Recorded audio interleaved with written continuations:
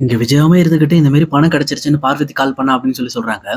இதை கேட்டவொன்னே வீட்டுல இருக்க யாராலையும் நம்ப முடியல. அதே நேரம் அண்ணாமலையுமே கோவப்பட்டுட்டு, என்ன விஜயா, என்னாச்சு உன் ஃப்ரெண்டுக்கும் உனக்கும் சம்பந்தமே இல்லாம பணம் இருக்கிற பணத்தை தொலைஞ்சிருச்சுன்னு சொல்லிட்டு இப்ப கிடைச்சிருச்சுன்னு சொல்றீங்க. அதுக்கு இடையில இப்ப முத்து மீனாக்குள்ள எக்கச்சக்க பிரச்சனை வேற. நீ இதுல மீனா வேற திருடின்னு வேற சொல்லிக்கிட்டு இருக்க. இப்படி எல்லாம் பண்ணிட்டு கடைசியில பணம் கிடைச்சிருச்சுன்னா எப்படி நாங்களால நம்ப முடியும் அப்படின்னு சொல்றாங்க.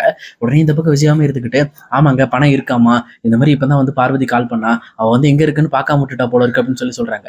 இதை கேட்ட முத்துவுமே இருந்துகிட்டு, என்ன இது, அந்த பீரோ ஃபுல்லாவே அவங்க கண்டிப்பா தேடிட்டான்னு சொன்னாங்க. இப்ப எப்படி அவங்களுக்கு பணம் இருந்திருக்கோங்க, இது வாய்ப்பே இல்லையே, இவங்க சொல்றதெல்லாம் பார்த்தா எதையுமே நம்புற மாதிரி தெரியலையே அப்படின்னு சொல்லிட்டு ரொம்பவே டவுட் ஆக்குறாரு.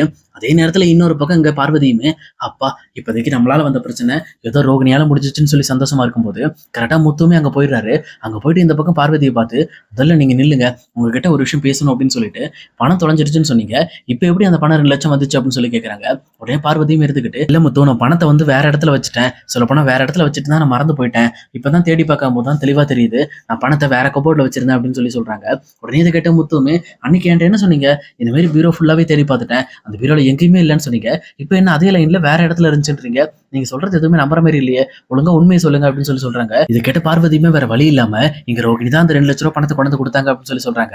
அவ எதுக்காக கொண்டு வந்து கொடுத்தாங்க அப்படின்னு கேட்கிறப்போ, இந்த மாதிரி அத்தை கோர்ட்டு கேஸ்ன்னு போயிட்டு கஷ்டப்படக்கூடாது, சொல்லப்போனா அவங்களுமே அந்த பணம் தொலைஞ்சதுல இருந்து ரொம்ப வருத்தமா இருக்காங்க, நான் வந்து என்னோட பணத்தை தரேன், நீங்க பணம் கிடைச்சிருச்சுன்னு சொல்லிருங்க, நான் சமாளிச்சுக்குவேன், எனக்கு ஒன்றும் பிரச்சனை இல்லைன்னு சொல்லிட்டு ரோகிணி தான் 2 லட்சம் கொடுத்தாங்க அப்படின்னு சொல்றாங்க. இது கேட்டவொன்னே இங்க முத்துக்குமே பயங்கரமா டவுட் ஆகுது. இந்த பார்லர் மேடம் இந்த அளவுக்கு நல்லவங்க எல்லாம் கிடையாது, அது மட்டும் இல்லாம பண விஷயத்துல ரொம்பவே ஷார்ப்பா இருப்பாங்க, எதுக்காக இவங்க 2 லட்சம் ரூபாய் விட்டு கொடுக்கணும், இது என்னமோ தப்பா படுது அப்படின்னு சொல்லிட்டு இந்த பக்கம் முத்துவும் யோசிக்கிறாரு. அதே நேரத்துல இங்க பார்வதியும் இருந்துட்டு, இங்க பாருப்பா, நான் உங்ககிட்ட சொன்ன விஷயத்த வீட்டுல யாட்டி சொல்லிடாத அப்படின்னு சொல்றாங்க. உடனே இதை கேட்ட உடனே, சரிம்மா நீங்க சொன்னதை யார்ட்டும் சொல்ல மாட்டேன்னு சொல்லிட்டு முத்துவுமே காமா யோசிச்சுட்டு அதுக்கப்புறம் வீட்டுக்கு கிளம்பிடுறாரு. இன்னொரு பக்கம் எங்க விஜயாவுமே பணம் வந்ததுக்கு அப்புறம் எங்க ரோகிணியோட விஷயத்துல தலையிடாம, சரி ரோகிணி நீ சொல்றப்பவே நம்ம மலேசியா போலாம் அப்படின்னு சொல்லி ஒரு முடிவுக்கு வந்துடுறாங்க. ஏன்னா 2 லட்சம் ரூபாய் வந்துருச்சு இல்ல, அதை வாங்கி இப்போதைக்கு முத்து கொடுத்துட்டு மீதி தர வேண்டிய 2 லட்சம் ரூபாயை கொஞ்ச நாள் கழிச்சு தரேன்னு சொல்லிட்டு அதுக்கப்புறம் நம்ம தராம விட்டுலாம் அப்படின்னு சொல்லிட்டு இந்த பக்கம் விஜயாவுமே ஒரு ஐடியாவுக்கு வராங்க. அதே நேரத்துல ரோகிணிக்குமே இப்பதான் சந்தோஷமா இருக்கு. அப்ப கரெக்டா இதை பார்த்துட்டு இருக்க ஸ்ருதியுமே இருந்துகிட்டு விஜயாவை பார்த்து, என்னன்ட்டு நீங்க எப்படி பண்ணிட்டீங்க, இந்த மாதிரி ரோகிணி உங்களை வச்சு எப்படியாவது அவங்க அப்பாவையும் பார்த்துட்டு வந்துடலான்னு பார்த்தா நீங்க அதுக்குள்ள அவங்கள ரோகிணியோட ஆசையை கெடுத்துட்டீங்களே அப்படின்னு சொல்றாங்க. இது கேட்ட விஜயாவுமே இருந்துகிட்டு, ஐயோ நானும் அப்படி ஒன்றும் சொல்லவே இல்லை ரோகிணி, பேசாம நம்ம வந்து அடுத்த வாரம் போயிட்டு வந்துருவோமே, ஒன்றும் பிரச்சனை இல்லை, உங்க அப்பா மட்டும் பார்த்துட்டு எப்படி இருக்காரு என்ன பண்றாங்கிறத மட்டும் விசாரிச்சுட்டு நம்ம வந்துருவோம் அப்படின்னு சொல்றாங்க. இப்போ இதை கேட்ட உடனே இந்த பக்கம் ரோகிணிக்கு மறுபடியும் தலைவலிக்க ஆரம்பிக்குது. ஐயோ இந்த ஸ்ருதிக்கு வேற வேலையே கிடையாதா, என் விஷயத்துல தலையிட்டு தேவையில்லாத வேலை பண்ணிட்டாங்க அப்படின்னு சொல்லிட்டு மறுபடியும் விஜயாவை பார்த்து, இங்க பாருங்க அத்தை, இங்க நிறைய வேலை இருக்கு, நம்ம இதை பார்ப்போம், அப்பாவை நம்ம அப்புறம் பார்த்துக்கலாம் அப்படின்னு சொல்லிட்டு இங்க ரோகிணியுமே அந்த விஷயத்தை தட்டி கழிக்க ட்ரை பண்றாங்க. ஆனா விஜயாவுமே ஒரே பிடிவாதமா, இங்க பாரு ரோகிணி, மனோஜ் போட்ட டிக்கெட் எல்லாம் கேன்சல் பண்ண முடியாது, நம்ம போயிட்டே வந்துரும் அப்படின்னு சொல்லிட்டு ஒரு முடிவுக்கு வராங்க. சொல்லப்போனா அவங்க ஏன் இப்ப யோசிக்கிறாங்க அப்படின்னா, அவங்களுக்கு கிடைச்ச 2 லட்சத்தையும் மிஸ் பண்ணிட்டாங்க, இப்ப எப்படியாவது இங்க ரோகிணியோட அப்பாவை பார்த்து அவர்கிட்ட கொஞ்சம் பணத்தை வாங்கி இவங்க சேஃப்டிக்கு வச்சுக்கலாம்னு சொல்லி யோசிக்கிறாங்க. சொல்லப்போனா இவங்க அவங்களோட சுயநலத்துக்காக மட்டும் தான் யோசிச்சுட்டு இருக்காங்க. ஆனா இங்க ரோகிணியுமே வந்து பாம்பு வாயில இருந்து தப்பிக்கிறதுக்காக பணத்தை கொடுத்துட்டு இப்ப கரெக்டா முதல்ல வாயில மாட்டிக்கிட்டாங்க. பிஏ தினேஷோட உயிரை காப்பாத்துறதுக்கு அவங்க திருந்த 2 லட்சம் இப்ப மறுபடியும் ஒரு 2 லட்ச ரூபாய் கடை வாங்கி இங்க பார்வதிட்டு கொடுக்குற நிலைமை ஆயிடுச்சு. இல்ல அப்படின்னா அவங்க ஊருக்கு போற நிலைமை வந்துடும். அங்க ஊருக்கு போனா யாருமே தனக்காக இல்லைங்கிற விஷயம் தெரிஞ்சிச்சு அப்படின்னா தன்னோட வாழ்க்கை வீணா போயிருங்கிறதுக்காக தான் ரோகிணி இதை பண்ணியிருப்பாங்க. ஆனா இப்ப இவ்வளவு பண்ணியுமே மறுபடியும் இந்த பக்கம் ஊருக்கு போக வேண்டியது கன்ஃபார்ம் ஆயிடுச்சு. இதுக்கு மேல ரோகிணி என்ன பண்றேன்னு தெரியாம திணறிக்கிட்டு இருக்காங்க.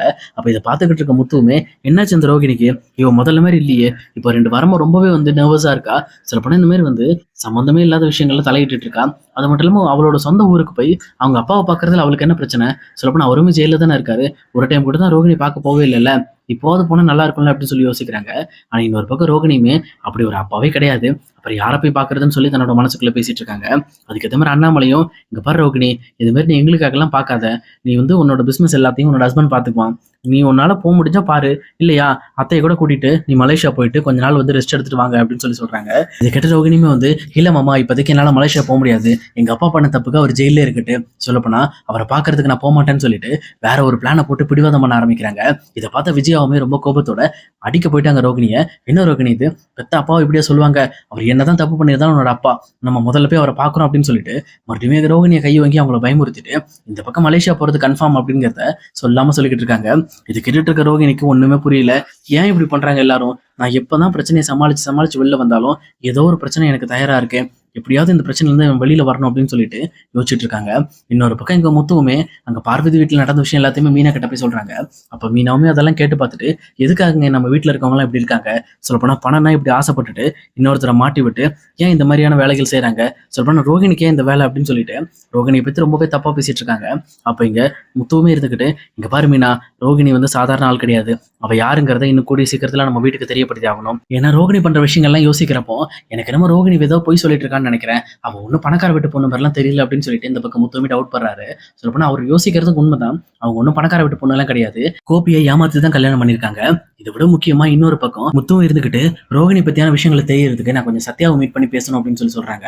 உடனே மீனாவும் சத்யாவோட நம்பரை கொடுத்து இந்த மாதிரி சத்யாட்ட போய் பேசுங்க அப்படின்னு சொல்லிட்டு சத்யாட்ட பேச வைக்கிறாங்க.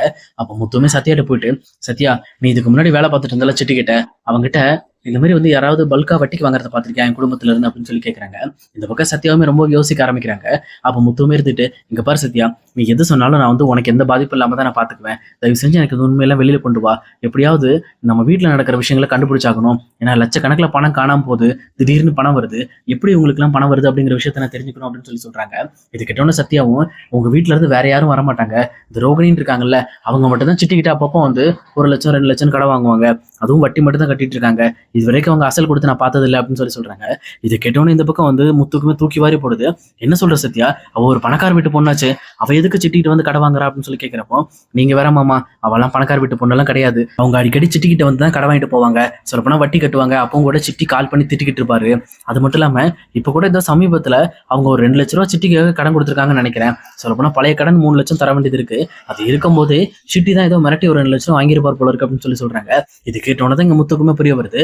அப்ப ஏற்கனவே விஜயோட பணத்தை திருடினது ரோகிணி தான். அவங்களோட சுயநலத்துக்காக திருடி இப்போதைக்கு வந்து சிட்டியில கொடுத்து பிரச்சனையை முடிச்சிருக்காங்க. ஆனா அந்த பிரச்சனை பெருசானதுக்கு அப்புறம் மறுபடியுமே அவங்க வெளியில ஒரு 2 லட்ச ரூபா ரெடி பண்ணி இங்க பார்வதிட்ட கொடுத்து இது விஜயோட பணம்ன்ற மாதிரி நம்ப வச்சிருக்காங்க. ஆனா எதுக்காக அவங்க அப்படி பண்ணணும்? சொல்லப்போனா அது ஒரு பணக்கார வீட்டு பொண்ணு தானே, அப்புறம் ஏன் கடன் வாங்குறா அப்படின்னு சொல்லி இந்த பக்கம் முத்து யோசிக்கிறாரு. இன்னொரு பக்கம் சத்யாவுமே, இங்க பாருங்க மாமா, நீங்க நினைக்கிற மாதிரி ரோகிணி ஒன்றும் நல்லவங்க கிடையாது. அவங்களெல்லாம் பார்த்தா வந்து பணக்காரங்க வீடு மாதிரியே தெரியல. அவங்க நிறைய கடன் வாங்கிட்டு இருக்காங்க. அது மட்டும் இல்லாம பிஏ தினேஷ் அப்படின்ற ஒருத்தனை வந்து இப்ப சமீபத்துல சிட்டியுமே பிடிச்சி ஆளுங்கள்லாம் வச்சு அடிச்சு விசாரிச்சுட்டு இருந்தாப்ல. அந்த பிஏ தினேஷுக்கும் இங்க ரோகிணிக்கு ஏதோ ஒரு சம்பந்தம் இருக்கு. சொல்லப்போனா அங்க பிஏ தினேஷ்ட வந்து நிறைய விஷயங்களை இங்க சிட்டி வாங்கிட்டாருன்ற மாதிரி கேள்விப்பட்டேன். ஆனா அது என்ன விஷயம் தெரியல. நான் வேணா அந்த விஷயத்தை பத்தி உங்களுக்கு தெரிஞ்சதுன்னா நான் உங்களுக்கு கால் பண்ணி சொல்றேன் அப்படின்னு சொல்லி சொல்றாங்க. இது கேட்டோன்னு முத்துமே இருந்துகிட்டு, பிஏ தினேஷா, இவனை நான் எங்கேயோ கேள்விப்பட்டிருக்கேன் அப்படின்னு சொல்லிட்டு இந்த பேரை யோசிச்சு பாக்குறாங்க. பட் ஆனா முத்துவோட மைண்ட்ல அது பிடிபடவே இல்லை. உடனே சத்யாட்டுமே, சரி சத்யா, நீ உன்னோட படிப்பை பாரு, மெயினான விஷயம் அதை பாரு, அதுக்கப்புறம் நீ ஃப்ரீயா இருக்கும்போது இந்த ராதிகா சம்பந்தப்பட்ட விஷயங்கள் உனக்கு ஏதாவது தெரிய வந்துச்சு அப்படின்னா எனக்கு கால் பண்ணி சொல்லு அப்படின்னு சொல்லிட்டு அங்கிருந்து முத்துவுமே கிளம்புறாரு. ஆனா அவர் போகும்போது பயங்கரமான குழப்பம். என்ன இது, ரோகிணியோட விஷயம் வர வர ரொம்பவே வந்து கிரிட்டிக்கலா இருக்கு. அவ பணக்கார வீட்டு பொண்ணு இல்லை அப்படிங்கிற மாதிரி எண்ணம் நமக்கு மைண்ட்ல தோணிட்டு இருந்துச்சு. அதை விட முக்கியமா யார் அந்த பிஏ தினேஷா இருக்கும்? சொல்லப்போனா இந்த பேரை நான் ஏற்கனவே கேள்விப்பட்டிருக்கேன் அப்படின்ற மாதிரி அவங்களுமே யோசிச்சுட்டு இருக்காங்க. அதே நேரம் இன்னொரு பக்கம் எங்க ரோகிணியுமே அடுத்து என்ன பண்றதுன்னு தெரியாம விழிப்புதிங்க போய் நின்றுட்டு இருக்காங்க. அவங்க ஃப்ரெண்டு கிட்டமே போயிட்டு, நான் இவ்வளவு பண்ணியுமே எங்களோட அத்தை மாறாம போயிட்டாங்க, அது மட்டும் இல்லாம இதுக்கெல்லாம் காரணம் என்னோட ஹஸ்பண்ட் தான், அவரும் தேவையில்லாத வேலை பண்ணிக்கிட்டு இருக்காரு அப்படின்னு சொல்லிட்டு இந்த பக்கம் வீட்டுல இருக்க எல்லாருமே திட்டி தீர்த்துட்டு இருக்காங்க. ஆனா இங்க விஜயாமே ஒரே பிடாப்பிடியா கண்டிப்பா நம்ம மலேசியா போய் ஆகணும்ன்ற முடிவோடு இருக்காங்க. இப்ப ரோகிணியை மட்டும் மலேசியா கூட்டு போறாங்க. அங்க போயிட்டு ரோகிணியோட அப்பா யாரும் இல்ல, அவங்களுக்கு வீடு இல்லை அப்படின்ற விஷயம் தெரிஞ்சது அப்படின்னா ரோகிணியோட நிலைமை என்ன ஆக போகுதுன்னே தெரியல.